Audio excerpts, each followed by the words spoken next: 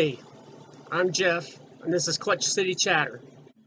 Well, right now we're in the 6th inning of Game 3 against the Baltimore Orioles, and we've scored 1 run in 3 games. The Astros are unwatchable at this point. It's just ridiculous the way they struggle against teams that aren't very good. You know, the Astros like to say, well, we just ran into a really good pitcher and it was really hot.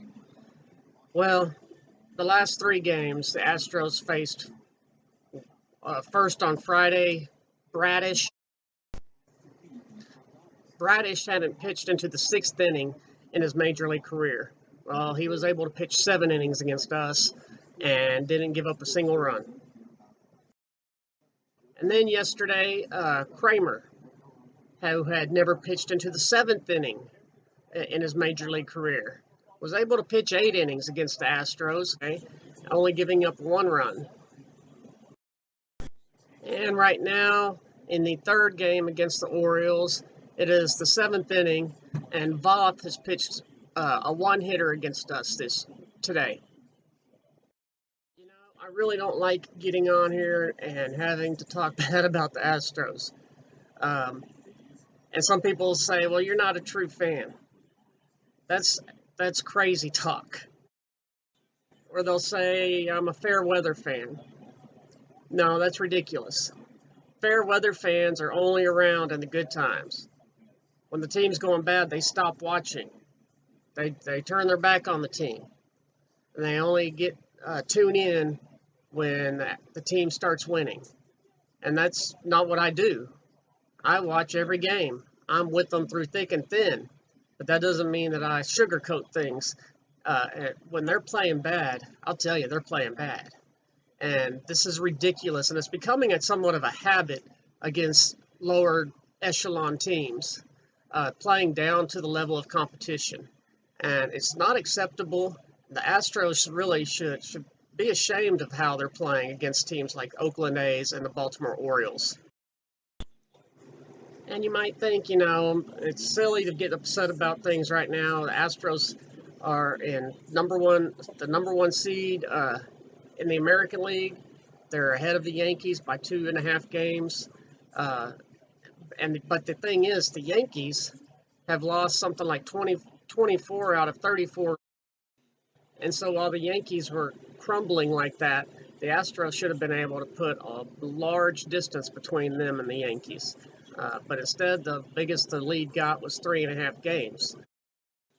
One thing I've noticed with the team, or at least it feels this way watching them day in and day out, is when they get into these types of situations where they're being basically outplayed, like the Astros are just relying on someone coming up with the big hit, the big home run to pull the game out, instead of scratching, clawing, fighting, not giving up, and maybe looking towards playing a little bit of small ball because it looks like 1 run could win this thing.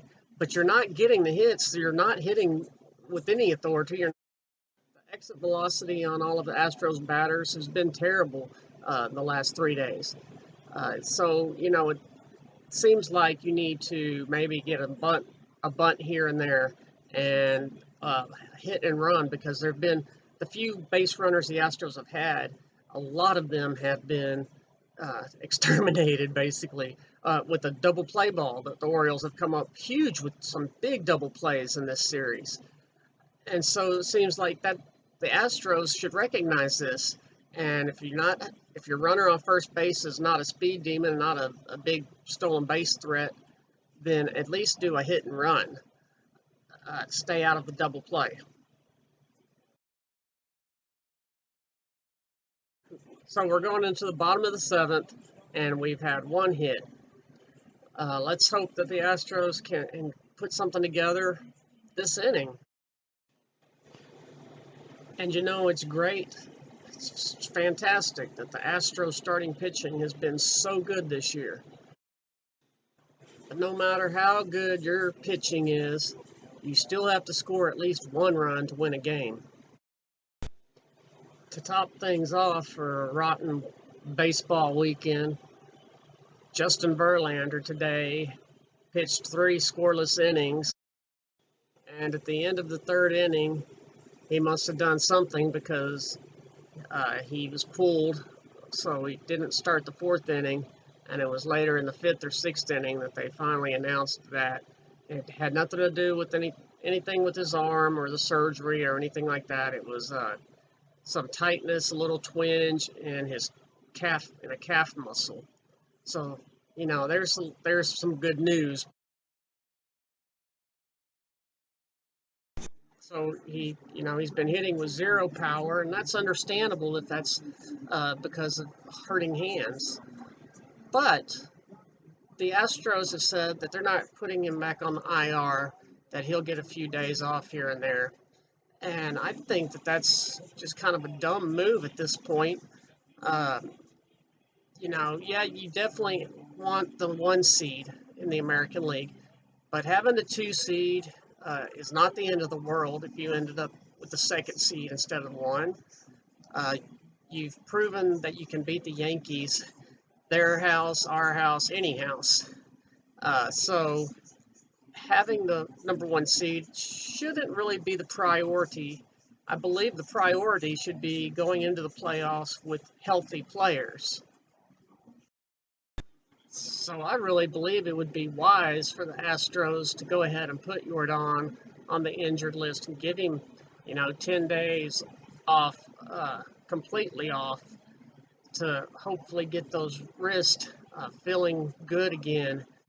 Otherwise, you don't know what you're going to be getting from Jordan in the playoffs if you just rest him a couple of games and his wrists feel better for a couple of games, and then starts hurting again. You might have to give him a couple more days off.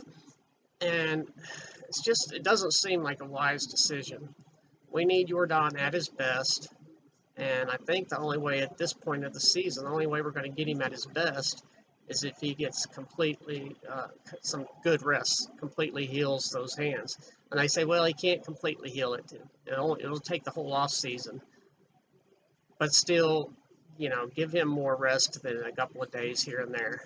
Let's get him healthy going into the playoffs, even if it cost us the number 1 seed.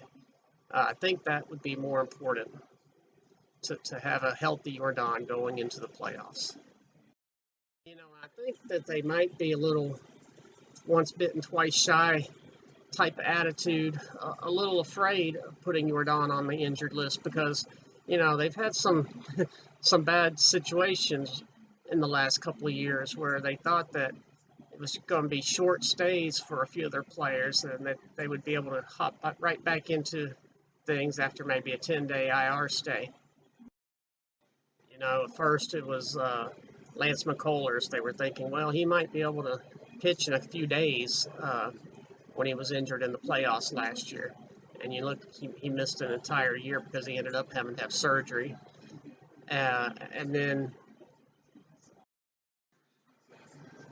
I believe it was last year that Alex Bregman was on the IR for a long period of time.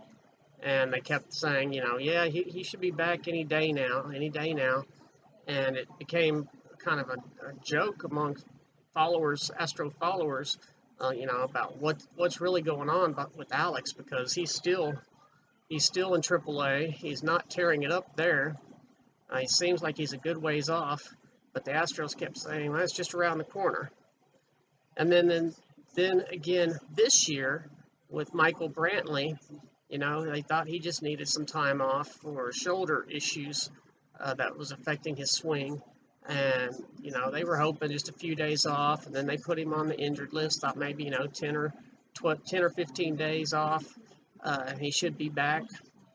And next thing, 2 months later, it's discovered, well, he needs to have shoulder surgery.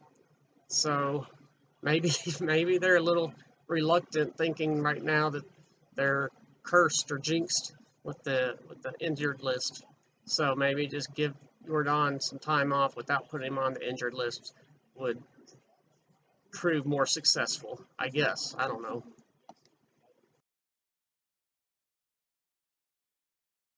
So Back to today's game. Uh, Astros have finally put a little something together in the bottom of the seventh inning. So Breggy got things started with a walk in the bottom of the seventh, and that was followed up with a Kyle Tucker double.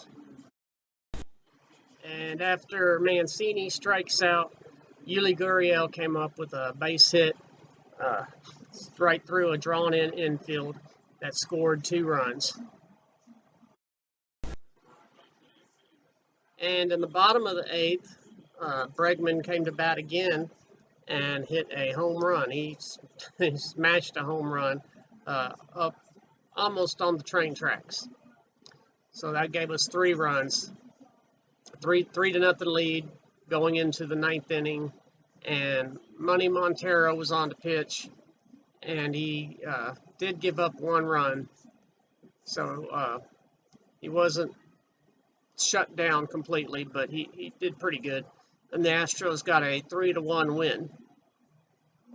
I'm glad that the Astros have tomorrow off before a two-game series in Arlington against the Rangers. I think that they need to have a meeting and kind of a meeting of the minds and realize, hey, we've still got about 30 games left this season before the playoffs. We need to focus and get it going again. It seems like their play's been very erratic the last 2 weeks or so. So they really need to focus and start, preparing, getting in the right mindset for the playoffs. So that's all I've got for today's gripe session. for today's talk about the weekend series, Astros versus Baltimore Orioles. I hope that brighter days are ahead still for the Astros. It was nice to get 1 win out of a 3-game series, and you ended up with a 4-win, 2-loss home series since we swept the Minnesota Twins to start it. So it's not a bad home series, but those first 2 losses to Baltimore really left a bad taste in my mouth.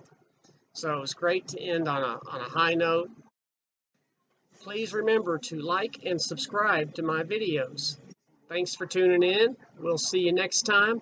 And remember, swing for the fences.